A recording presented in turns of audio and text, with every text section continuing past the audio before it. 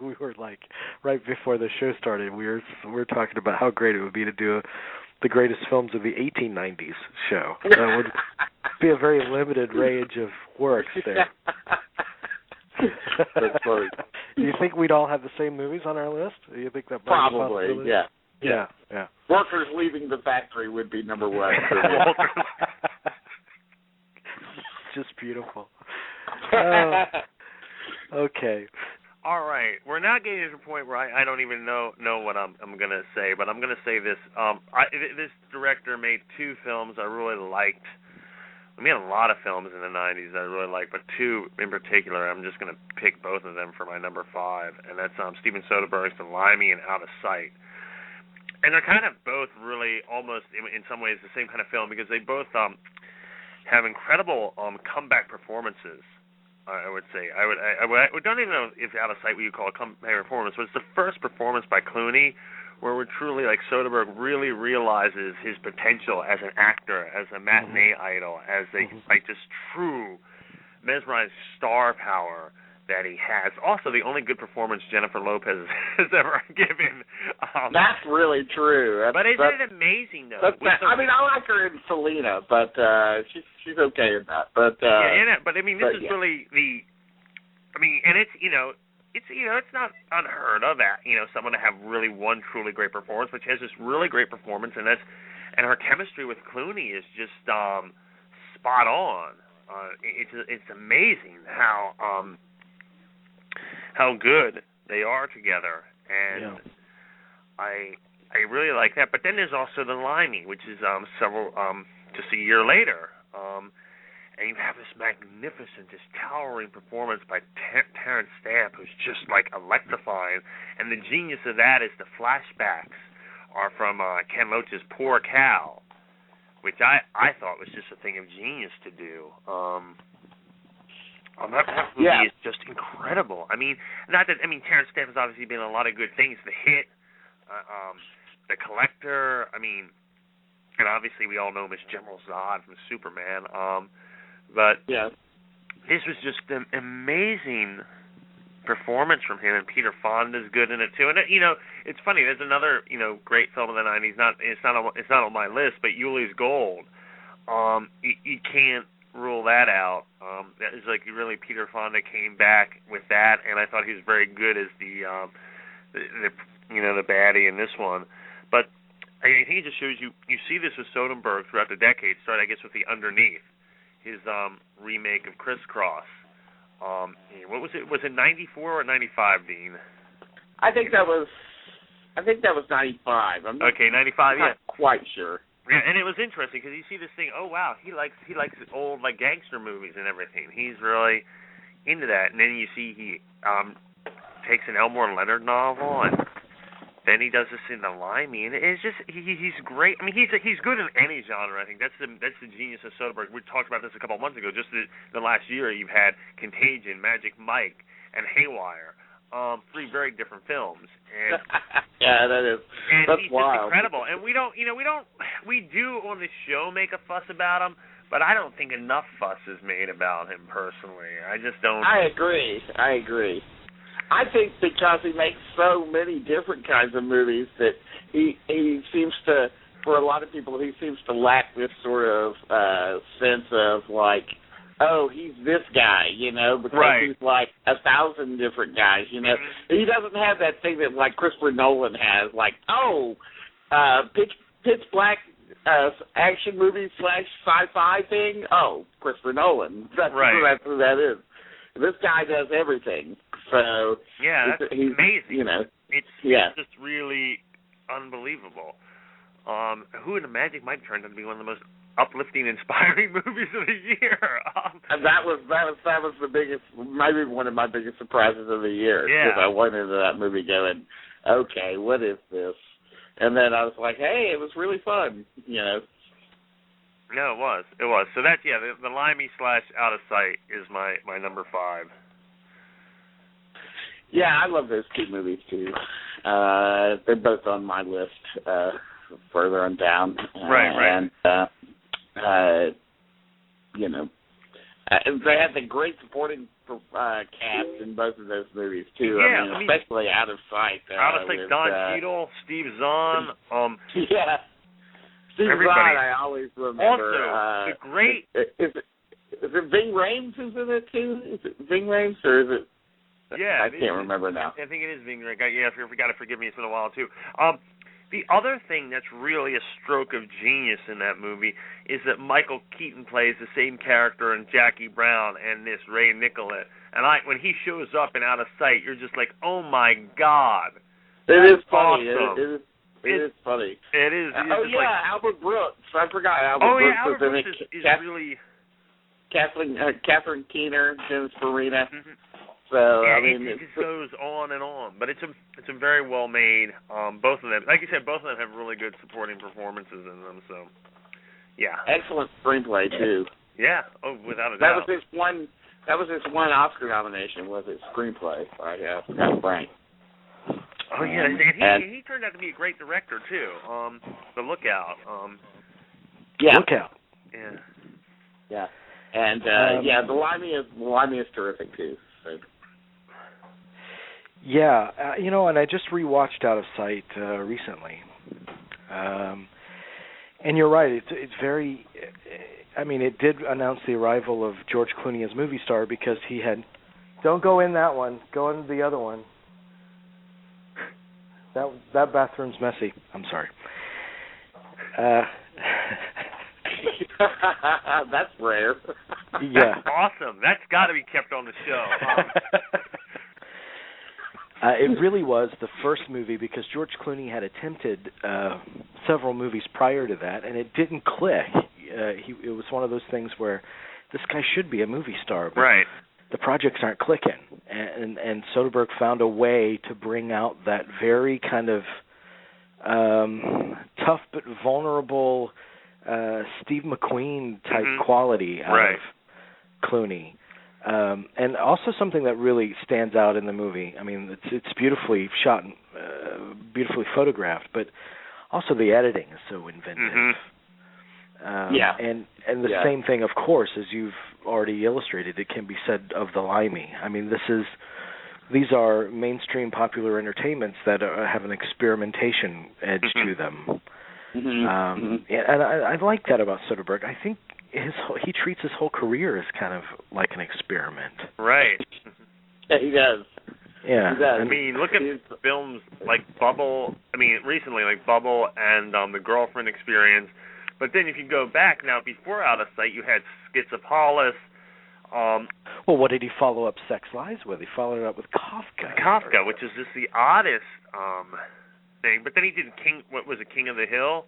Yeah, which I thought was a nice little movie. And then the other I love that movie. That's one of my favorites. He did all these smaller movies and it was almost odd to see him do something like Out of Sight. But what he did with it, what he proved was, oh my God, here's someone who can make the art house, the really edgy film, and he can also adapt a bestseller like no one's business. I mean, it was just incredible. I wish he would do another adaptation because he did such a good job with this one. Yeah. He had quite a career in the 90s. I mean, he still does, but that list of movies, from Kafka, King of the Hill, Underneath, Grey's Anatomy, Schizopolis, Out of Sight, and the Limey. In the past decade, I mean, the Ocean's movies. I mean, I think those are a lot of fun. But The Informant, obviously the year of the Traffic and Aaron Brockovich. Well, he's had a couple of hiccups well, he's had hiccups, but he's been busier, I think. But I'd say that Full Frontal and especially The Good German are big hiccups in his career. But that's okay. I mean, the one movie of his this past decade or recent that I haven't seen is Shay. I still haven't checked that out. Fascinating. That's just. I mean, I don't know. I can't tell you really what. I mean, I've seen both. It's two part. I think we're talking about like at least 4 hours, and we watched it on demand. And there are parts. People don't really talk about it.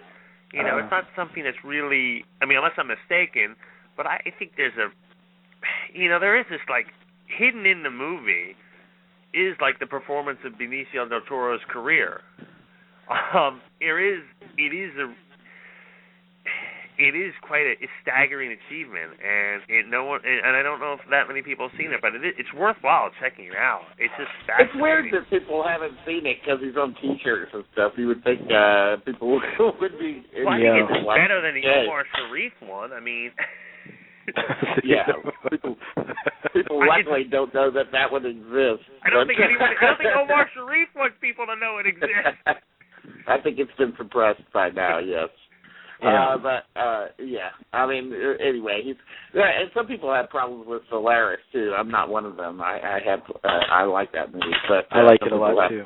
I think it's a fascinating movie. I didn't mind it. I mean, it's not as difficult as the Tarkovsky version. Yeah, it's not. Yeah, I mean. Yeah, I mean, exactly. It's like Tarkovsky-like, in some ways, because it's. Yeah, and that's really the way to go. It's not 4 hours long and like completely silent for 50 minutes on end. You just summed it up perfectly. Okay, so Dean, what is next on your list?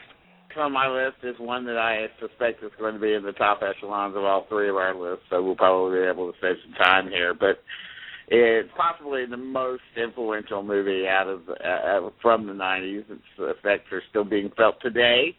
And, of course, it's Quentin Tarantino's 1994 film Pulp Fiction, which still stands to me as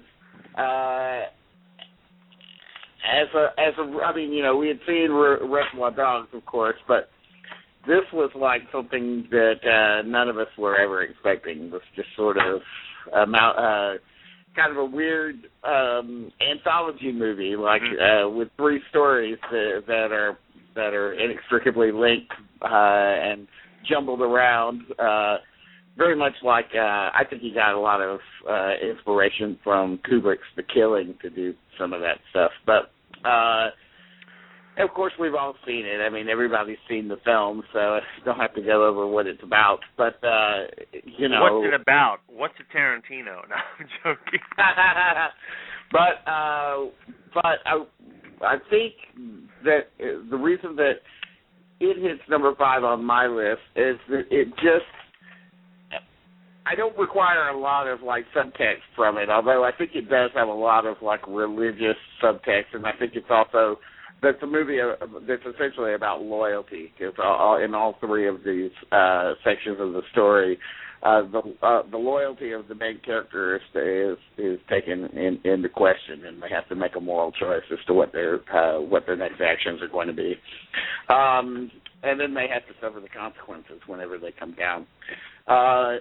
So that's the subtext. But even if you don't feel like looking for the subtext in this movie, it's an incredibly entertaining film that is just filled with the joy of movie making, and you can really feel sort of I think Tarantino was bound by budget in the first movie, so the film, Reservoir Dogs feels like a play, kind of. It's good. It's well opened up play, but still, it feels like a play that's been confined into one space.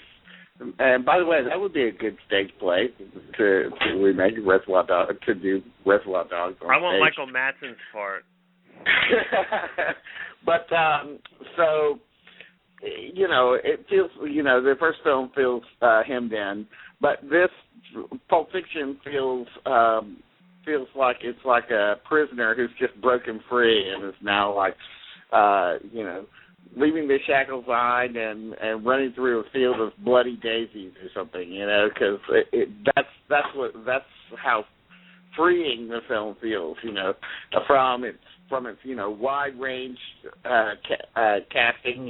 There's like 30 different stars in the movie, and then just the just serious sense of fun, the fun in the use of music with images. It has one of the top-selling soundtracks of all time, Source Music soundtracks.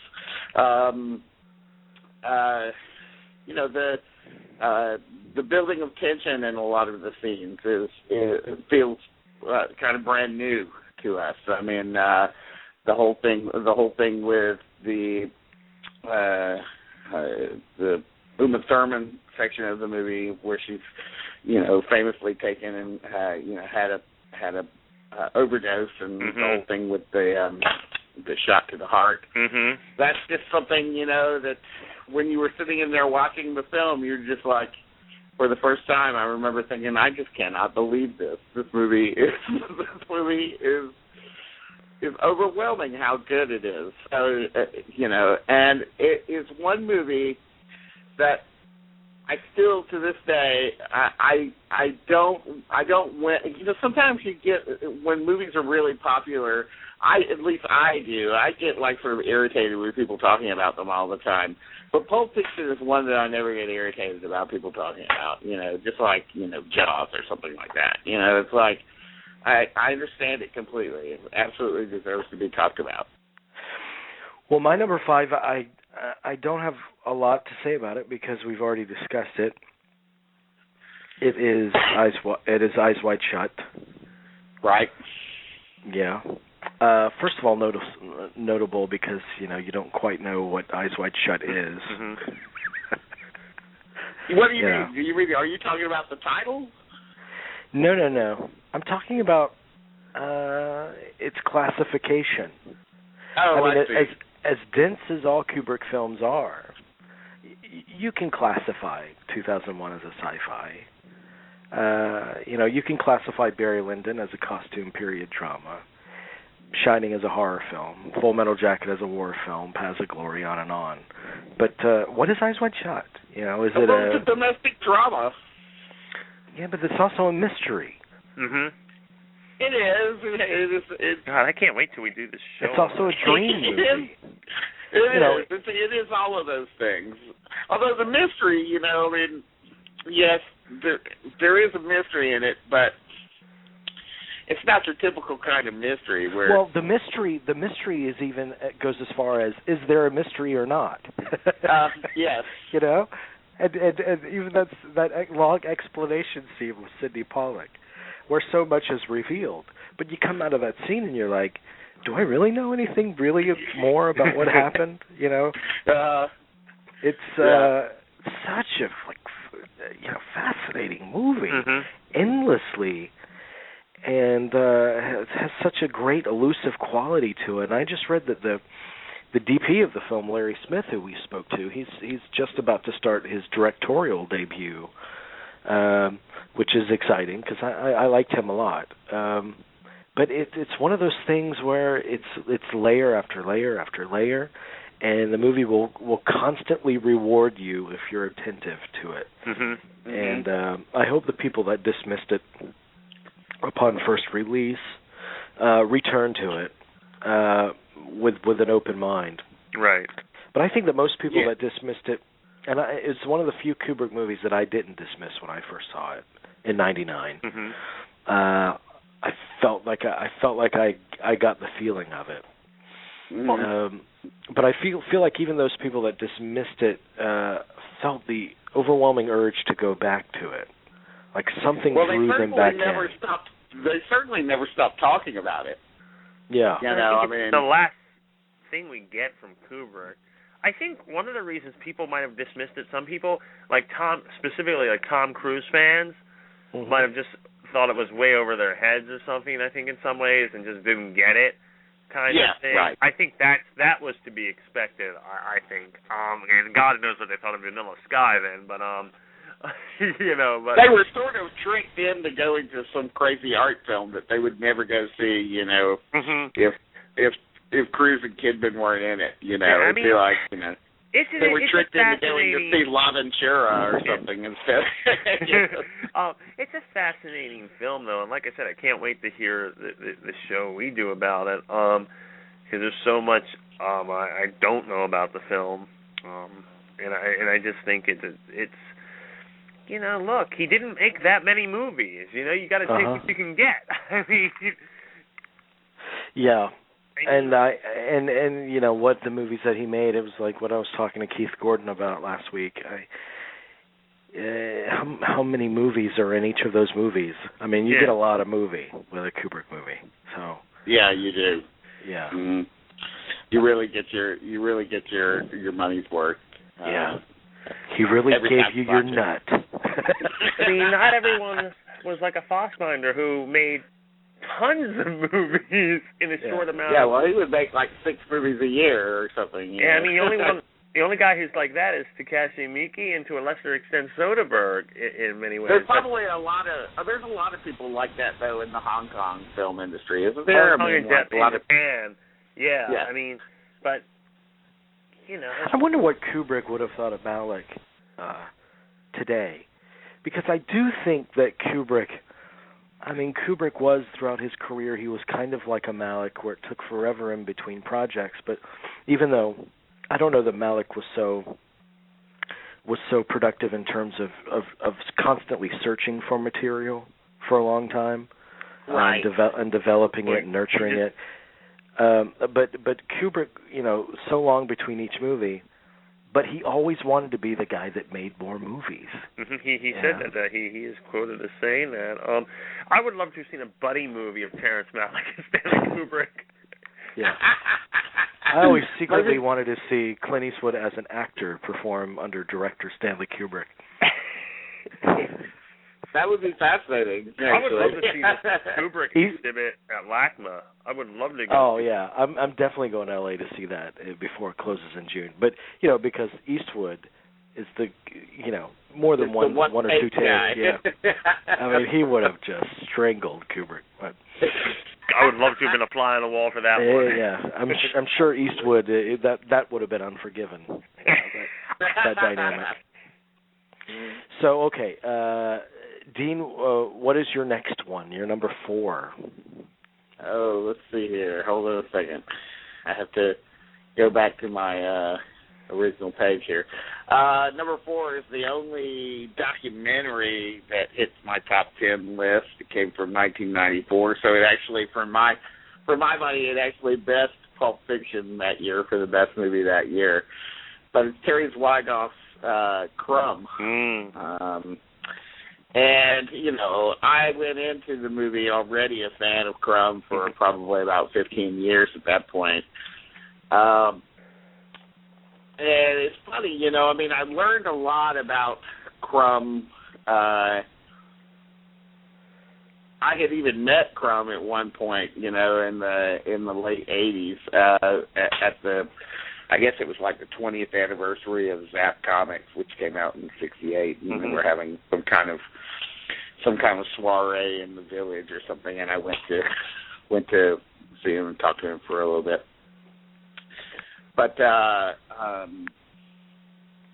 and you learn through reading Crumb's work a lot about his own life and even the life of his brothers.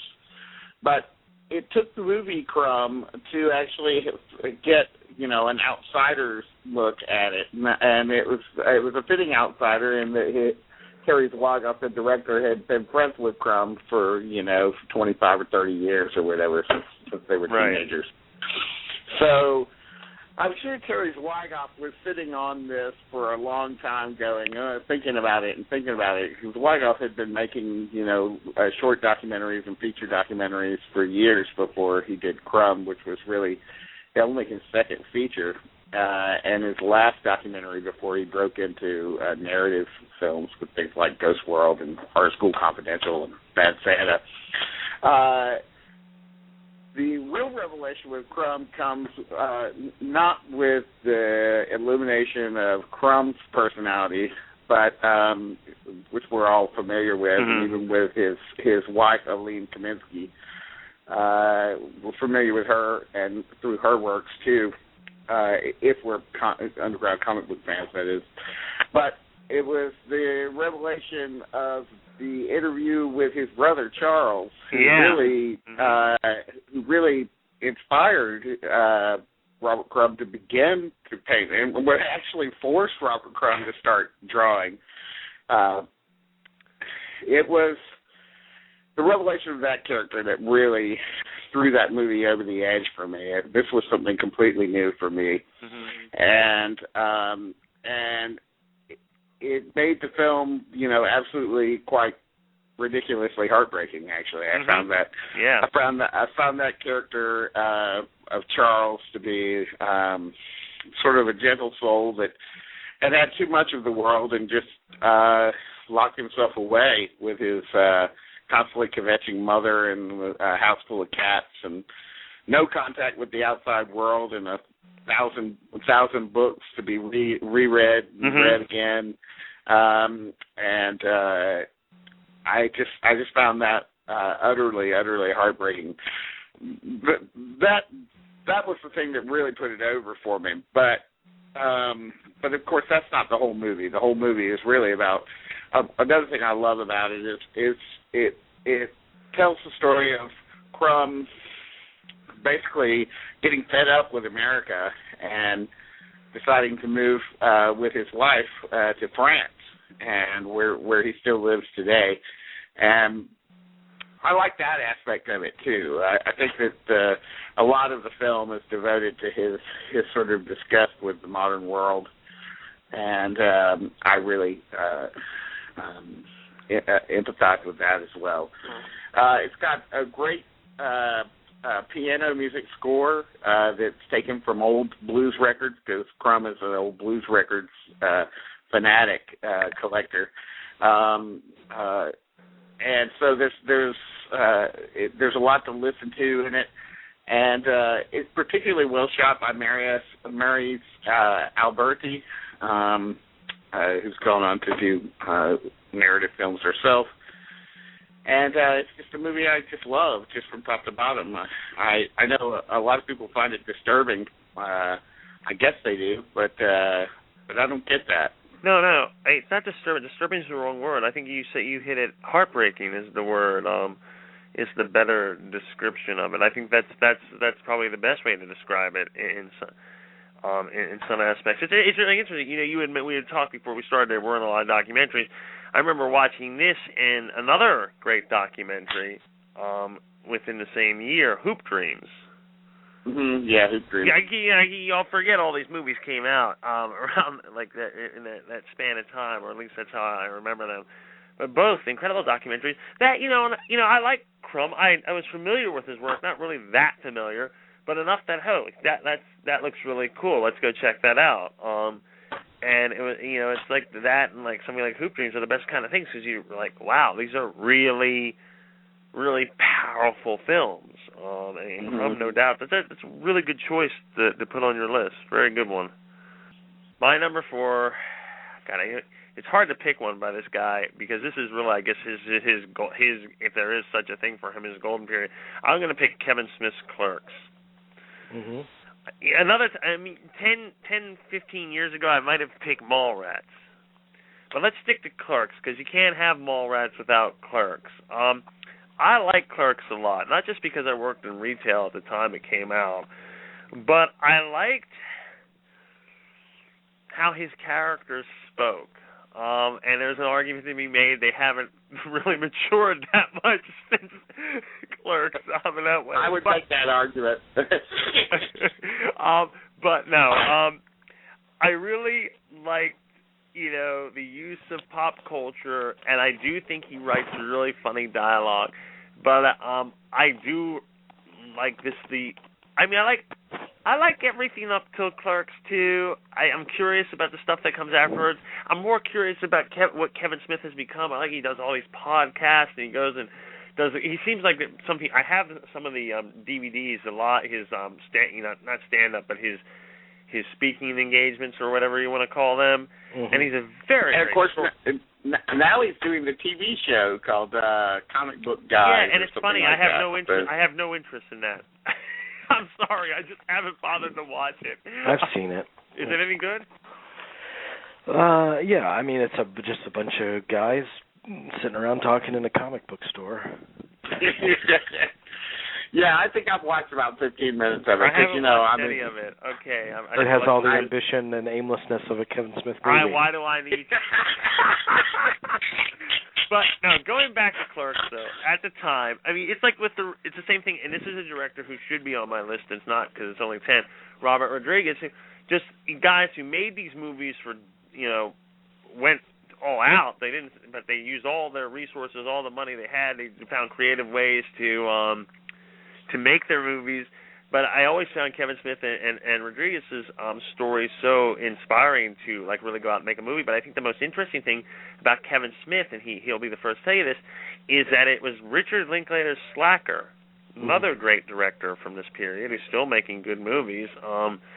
It was Slacker influenced him to become a filmmaker more so than any other film. Yeah. That I've always, and I like Slacker. I think Slacker is a great film. Speaking of Slackers, unambitious, but I've always found that very interesting. And there's an argument to be made that Chasing Amy is his best movie. But what's interesting about Kevin Smith is here's a guy who I think after it can be said that all of his movies, and I mean this in the best possible way, are really, he made his movies for his fan base after a while. He knew who his fans were, and he really made them for the fans. That's very true with Jay and Silent Bob Strike Back. There's a lot of great inside jokes, but that's what the movie is one big inside joke. If you're not familiar with it's kind of funny, if you walked into that cold, you'd be like, I don't get it. And, that is a problem when you're making a film of, which is not, by today's standards, not expensive, but at the time, that's a lot of money to throw into a film like that's getting a wide release. But I've always appreciated his humor. I like his use of pop culture. His greatest quote probably is in Film Thread. They asked him, why are you so hung up on Star Wars? It's like our Vietnam. We can't shake it. And I always thought that was a very funny thing. And I don't know what to make of his films now. I'm not that interested anymore, but I'm more interested in what he's doing outside of his films. But Clerks was, for me, a landmark film at that time. It would be wrong not to include Kevin Smith on this list in some way. Well, Clerks definitely put him in the lore. I mean, it's one of those legendary rags to riches stories. I mean, not necessarily riches, because that didn't happen for him all at once. But in terms of a guy that never knew he could make films, and he wasn't necessarily inspired by Slacker because he thought it was a great film. He was inspired by it because he said, "Oh, anybody can make a film. I think I can do that." It's much harder than it looks. That's all I got to tell you. It's really a daunting. And I'm sure he found that out. Yeah, because you see that today, though. We live in an era where people, because you can afford a camera, you can get a camera, but it's not. Yeah, but easy. I don't think I'm not necessarily talking about the mechanics of making a film. Right. No, I understand. I'm talking about, it doesn't have to be. It doesn't have to be an action spectacle or special effects laden, or it can be an amateur movie of people talking, and he thought, I can do that, and the lore of he plays at Sundance and Harvey Weinstein comes to his rescue, and all of a sudden he's this celebrated. It's a major story in film history from the past 20 years. Yeah. And no one can take that away from him, but he has, I think, there's probably a reason why you're not necessarily interested in his more recent films, because neither is he. Yes, no, that's a good point. That's an excellent point. You're not the first person to bring that up, but he's not, and I also think when I always say this, when your spectacle is more popular than your art, that's a problem. And I think some of these things he's done, he's pulled some of these stunts, and not the thing at Sundance with the Red State funding, but the thing with the Southwest Airlines and all that stuff. Right. Whatever their causes were, I always think when your art, your work, should be the thing that makes you famous, not the spectacle. You don't want the celebrity part of your life to overshadow everything else. Yeah. And I think that's kind of what's happened here. But I'd be curious to see what, as far as movies go. While I wasn't crazy about Red State, I admired it for at least trying to do something new. I got to give him props. I actually thought that Red State remains his only movie that actually embraces the whole notion of movie making, really. I mean, like, I don't know. There's a strong argument there, Dean. It's very, who's actually learned how to use the camera and to edit and to do something different than just a bunch of people. I've always said that he would be better off, writing stage plays or something, than because I never really felt like his favorite. Now, correct me if I'm wrong. One of his favorite movies of all time is A Man for All Seasons. No, well, he's really Catholic, right? So that would make sense.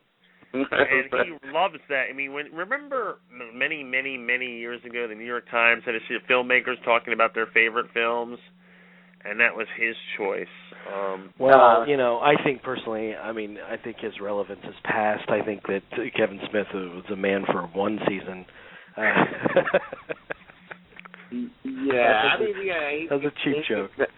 He's just never been somebody that I warmed up to at all.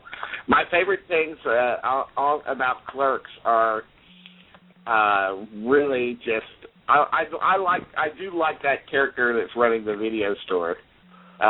Randall is great. Yeah, I find that to be a really funny character.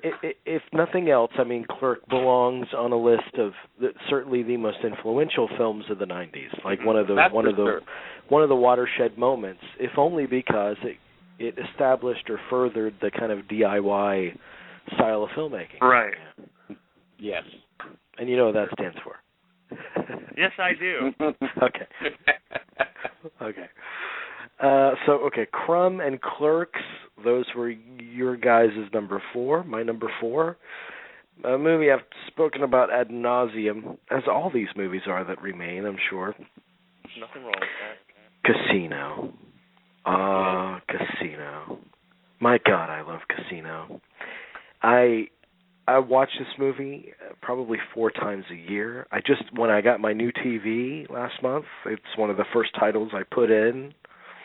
And it's just the damnedest thing. It is the most intoxicating movie for me.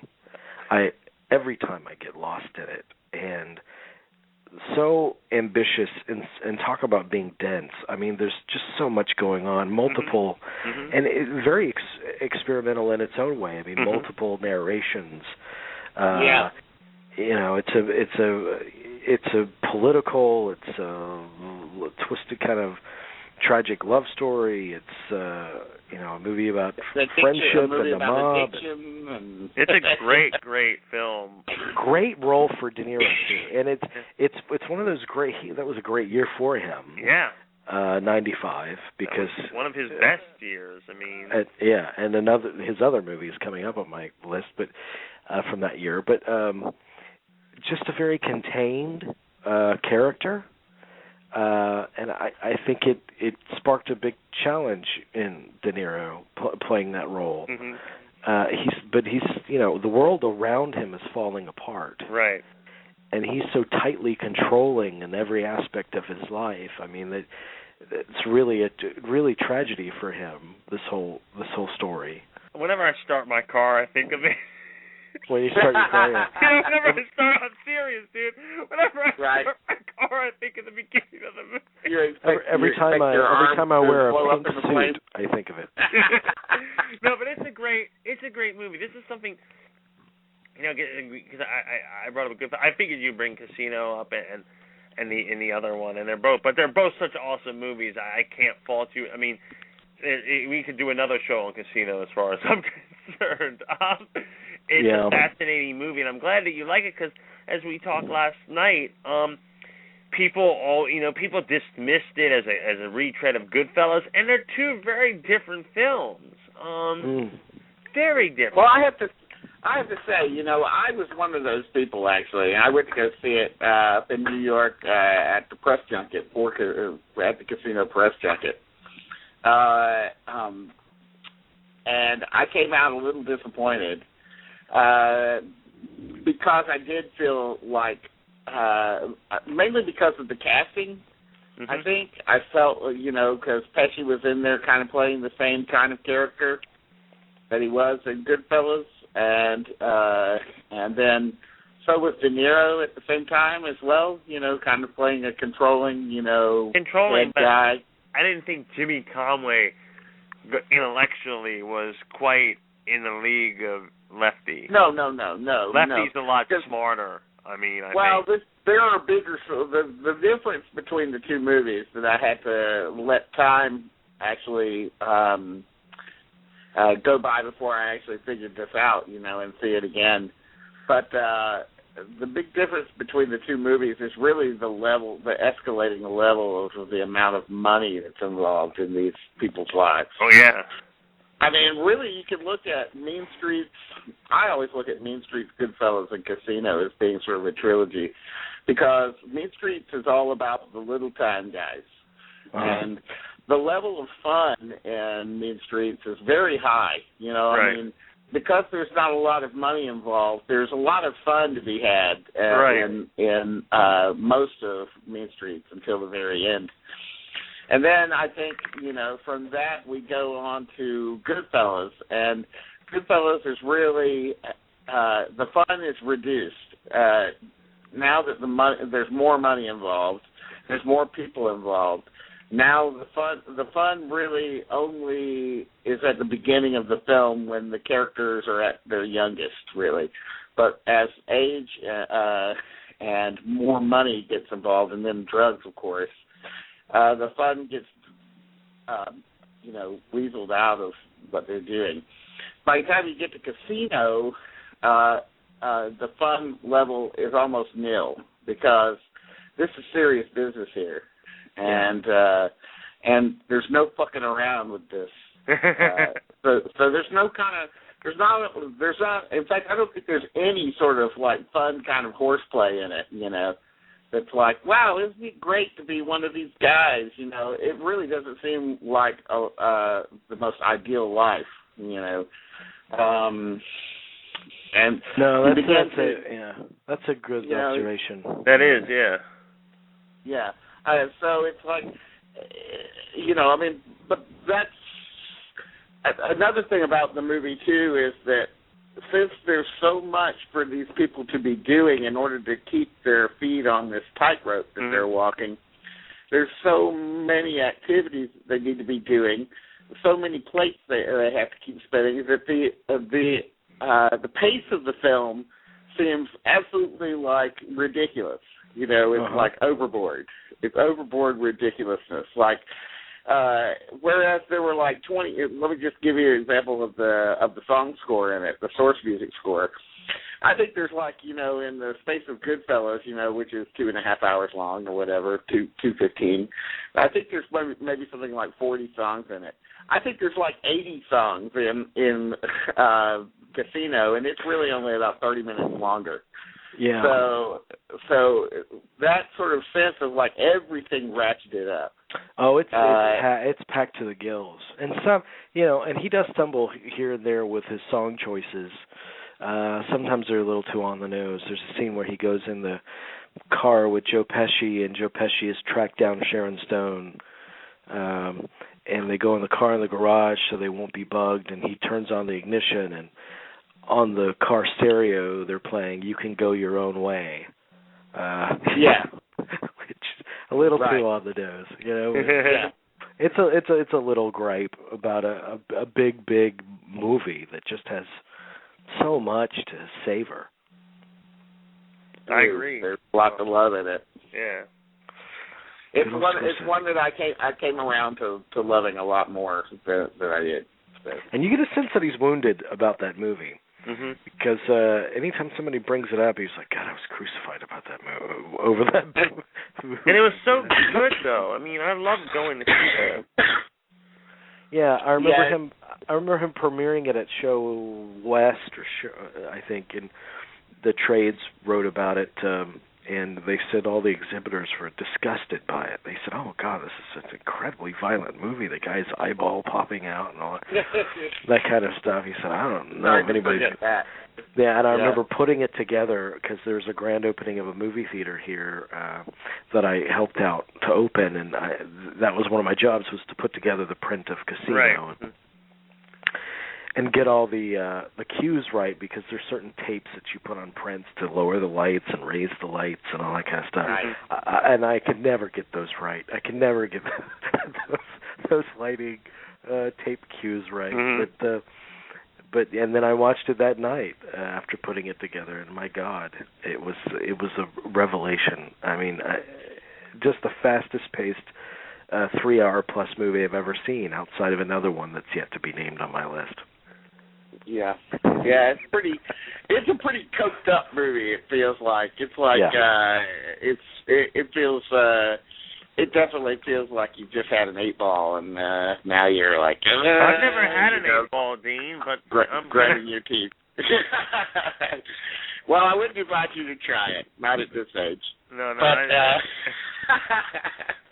But that's what it feels like, you know. It's you're just sitting there with your teeth grinding throughout the whole movie in some ways. Yeah. There's a lot of stuff in it that's painful to watch. I mean, you know, the first print that I saw of it was an uncut print that didn't even have the credits on it. So wow.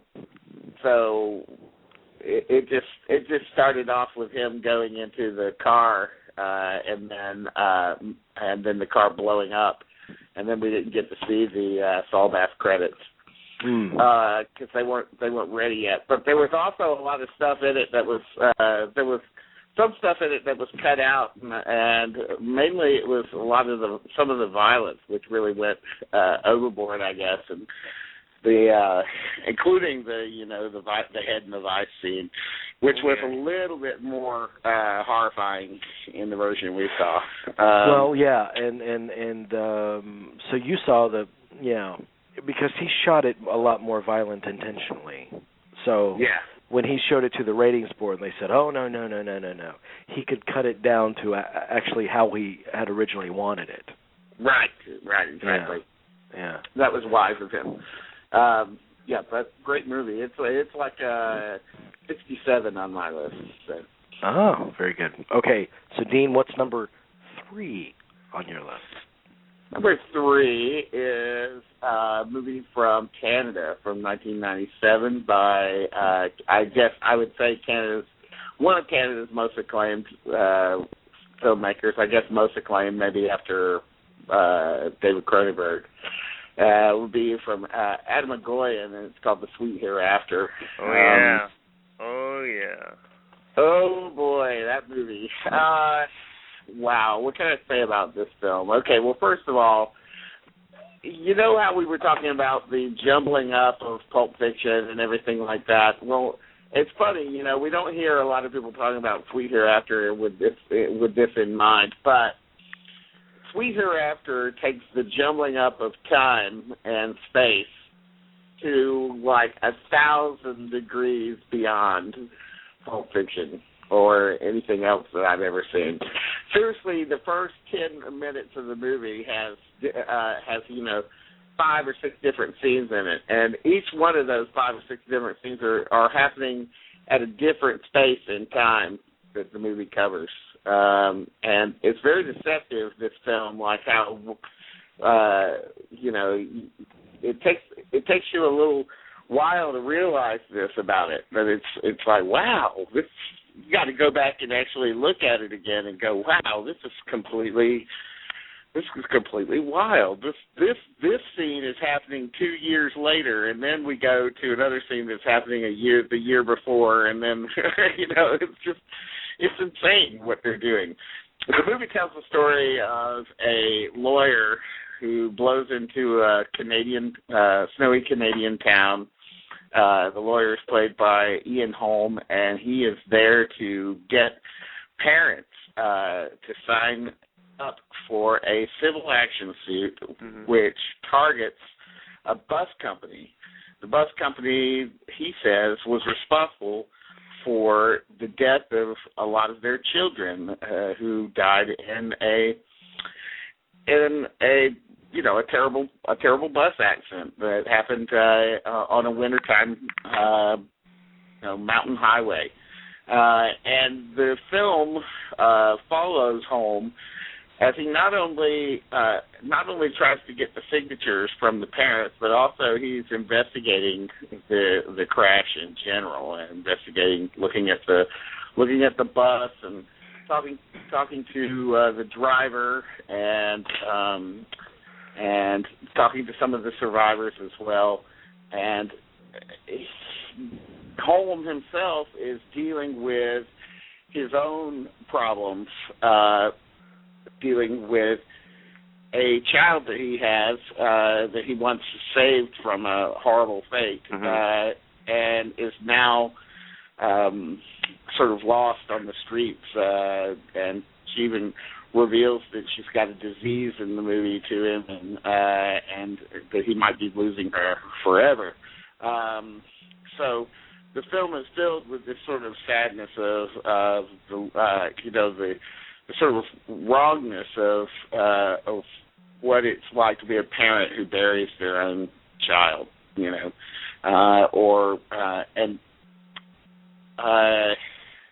the film is also about responsibility. It's also about personal responsibility, and that's reflected in just who's responsible for the bus accident.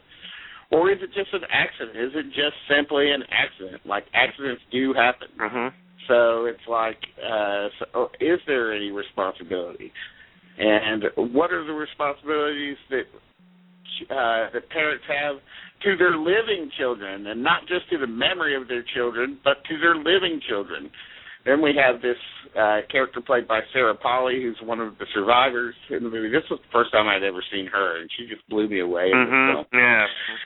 She's relegated to a wheelchair after the accident, and finds that her relationship with her own father, who she's having an incestuous relationship with, has changed, and that changes her outlook on what it means to be responsible, and that has reverberations right up to the climax of the movie. Great supporting cast: Gabriel Rose as the bus driver, Alberta Watson as a local motel owner who's having an affair with Bruce Greenwood, both of whom had children on the bus. Arsene Kanjian, who's married to Adam McGoyan. She plays one of the parents, the surviving parents, and then chief among them, Ian Holm, who's just never been better ever. Great score by Michael Dinah. Yeah, we interviewed him a couple of years ago. Yeah, and some really good songs sung by Sarah Polley, including one that she had written and one that was a cover from a big Canadian band called the Tragically Hip. And then just beautiful to look at. Widescreen cinematography. Was nominated for Best Director for Adam McGoyan, and also for his screenplay, which was adapted from, who was it adapted Russell from? Banks. Russell Banks, right. So anyway, it's a great movie, but it's a little bit of a tough movie to watch, wouldn't you say? Or yeah, I would. He's made a lot of great movies since then. Although the last thing I saw about him, I think, was Chloe. I wasn't crazy about that, but overall, he's another one that we really don't make a fuss over, and he's also very diverse in the movies he makes. I mean, they're all very, exotic. He followed this up with Felicia's Journey, which is completely different. I like the one I like, and the one I thought would be would be considered his masterpiece, just because it's about something that he cares a great deal about, is Ararat. I thought that would be the one that would people be talking about from years after it came out, but sadly no. But that's a very powerful movie, and I like the one he did with Colin Firth, Where the Truth Lies. Yeah. Some people. It's funny, he has a small bank of admirers, I think, and I think The Sweet Hereafter was the biggest outreach that he had outside of the admirer. Right, I think you're right. I think you're absolutely right. I like some of his movies well enough, but none of them hit the emotional notes that Sweet Hereafter does. Right. They all seem a little too chilly for me to actually really say, well, I love this movie or whatever, But The Sweet Hereafter just just gets everything right to me, at least. You know, so that's my number 3. Awesome choice. Awesome. My number 3 is a retread from another list from a couple of years ago, and that would be a movie I knew nothing about this director, this actor, or just this guy at all. And I read a review in the Washington Post and decided to drive. This one you could still drive down to D.C. before 9/11. You could drive down. There was ample parking and everything. And I drove down to see a movie called Fireworks, otherwise known as Hanabi. I love this movie. I think it's I have to say, I've seen almost everything he's done, almost. Everything that Mr. Takashi Kitano has done. Mm-hmm. And I still think this may be my favorite. I just did not know what to expect. So it was a complete surprise to you, really, it was a complete surprise. I was just like, I was enthralled. I was just like, oh my God, this is so cool. Thank God the theater was empty, because I was really making this quite a spectacle of myself watching it. Were you really saying it out loud while you were watching it? I was just like, because I love these kinds of, this is like, Yakuza and gangsters and cops and everything. I'm like, this. I went to go see this in 98. I want to say the summer of 1998, I want to say. And I was just like, this is awesome. I was just like, this is bloody cool. And it was really good. It's also, that following fall, they would release, his older films like Violent Cop, Boiling Point, and of course the one that was really, really, the other famous one that he did at the time, Sonatine, right? Is that how you pronounce it? Sonatine, yeah. Mm-hmm.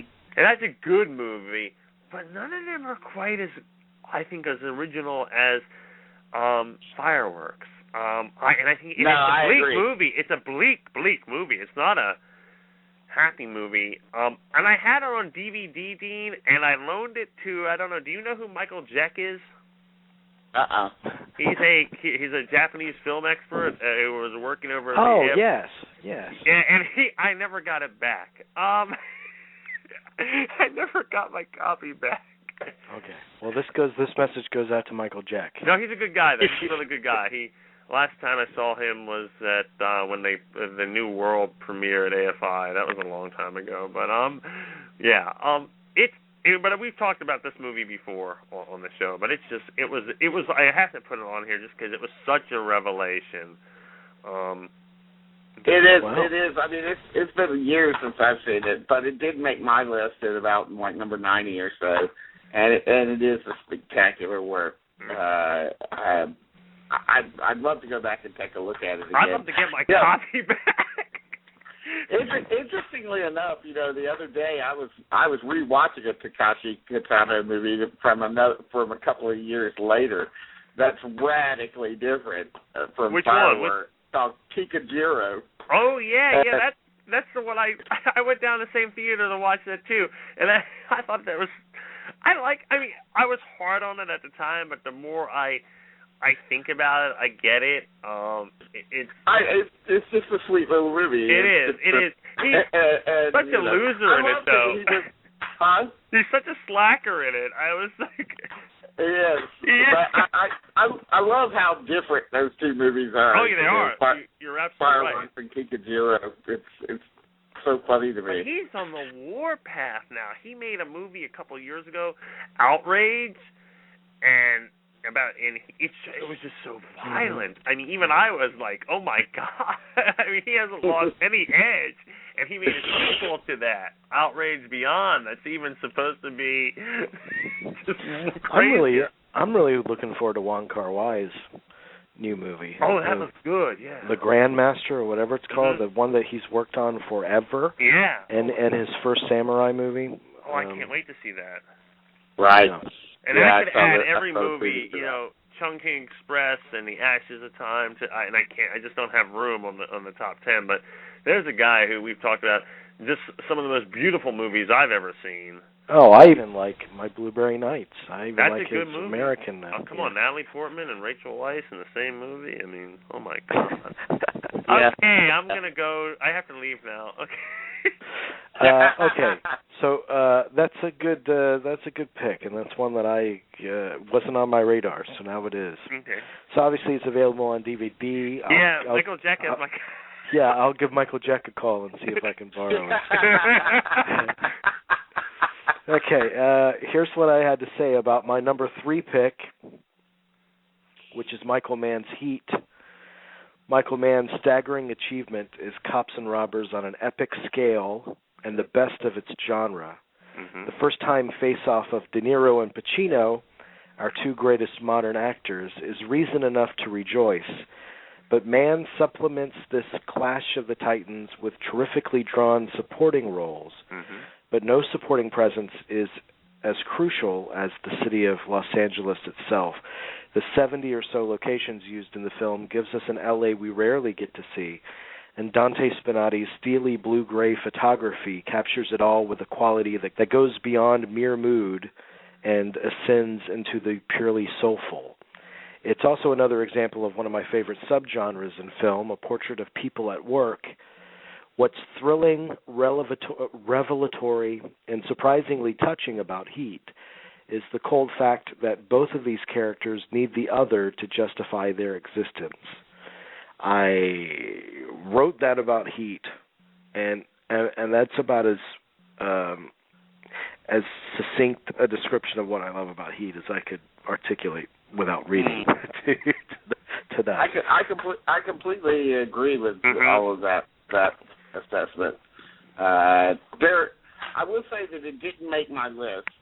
It didn't make my list. I think one of the reasons that it didn't quite make the top 100 list for me, and this is difficult. It would be like right there in like 105 or something like that. But it might be a little too long for me, and it's also a little bit difficult for me to believe that relationship between he and Amy Brenneman in the film, who's like a woman that he meets at a bookstore or something like that. Right. It's difficult for me to believe that he would let her in, really, and so that's a little bit of a stumbling block that I have for the film. But what I do like about the movie is all that stuff that you said about it, about the people at work, and we're not just talking about the cops, but the robbers as well, and the sort of symbiotic relationship that they share. That's the best part of the movie to me. I'd rather stay home and watch Heat again tomorrow than go to work. I love it. It's a great movie, and maybe next year we can do some more shows where we just focus on one movie. Maybe I love doing those, like about Seven and Casino and Heat. Yeah, I would love to do one of those. Me too. Something we all agree upon a movie and we can watch it and do research on it and then come back and talk about it. I'd love to do that. Heat, to me, is, it really is one of those transcendent movies. I can name a few movies in my life that I consider transcendent. Badlands would be one.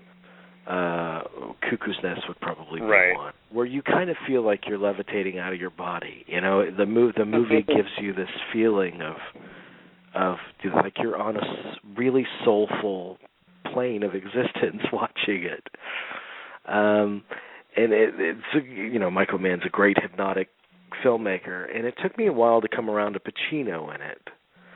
Oh, really? But, yeah, it really did, because I still think it's De Niro's movie. Mm-hmm. If you have to classify it as belonging more to one actor than the other, I think De Niro owns the movie.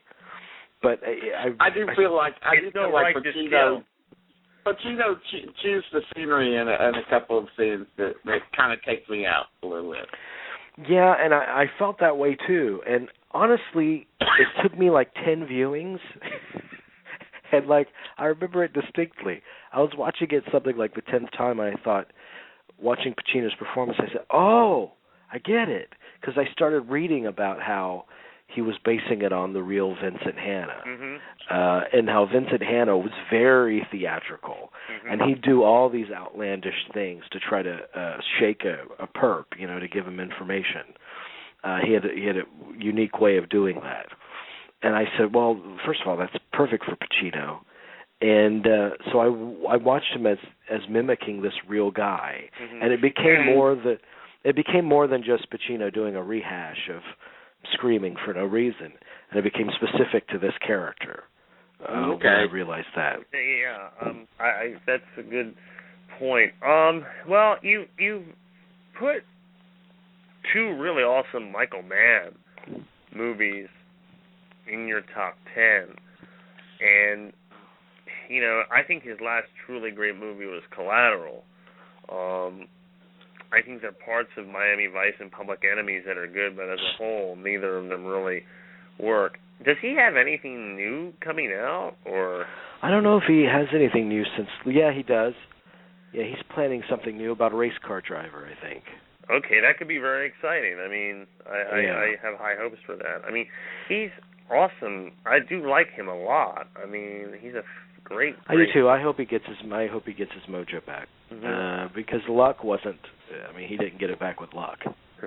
That wasn't a lot of luck. Well, yeah, that's what he's been working on. Yeah, that didn't work out for him. No. But also with Heat, another thing that bothered me for a while, but I've softened to it, is the other male-female relationship than what you had a problem with, Dean, and that's the Diane Venora-Pacino relationship. Because I thought that, oh God, she speaks in bumper stickers the entire movie, and that character very much annoyed me. But she's one of those intensely wound up. She lives in an Art Deco house, and she lives an Art Deco life, and she talks in Art Deco language. It's kind of, or a postmodern kind of language. That's the kind of it's another fabric of L.A. that he's showing with that character, and I've softened to her a little bit in the movie, but there are some stretches of dialogue that just make me wince. From her. I would agree with that too, and it's funny. She plays basically the same character, except she's a Southerner, and she's in The Insider.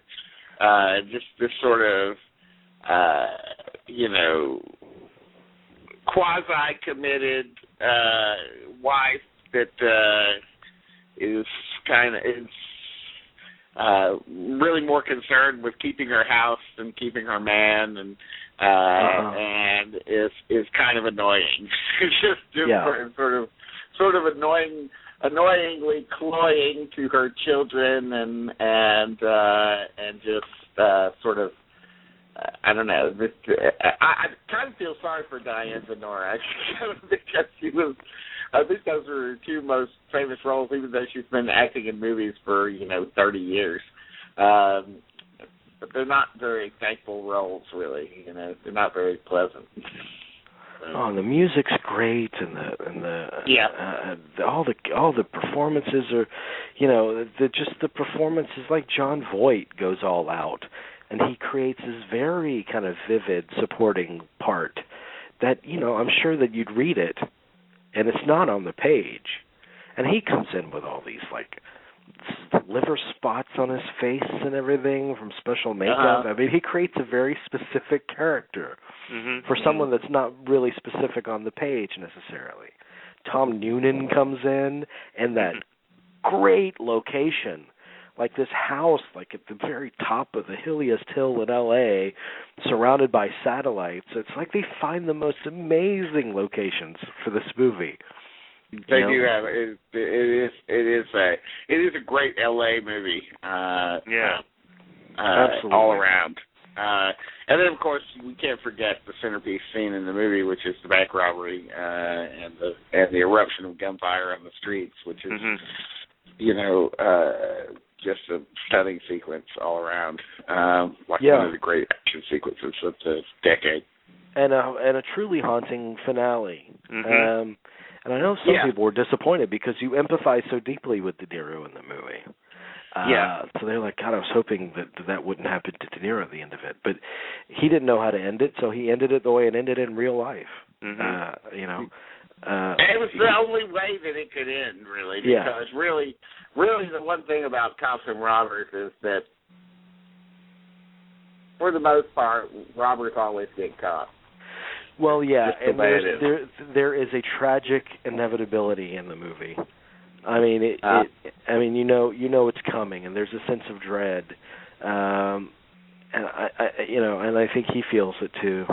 You know. Yeah. Right. Yeah. And that last scene where they're holding one another's hand, could have played extremely cheesy, but it's so haunting, that image. And the fact that their big scene together is just a conversation scene in a coffee shop is inspired in that movie. Isn't that I love Nalini's? Isn't that? Yeah.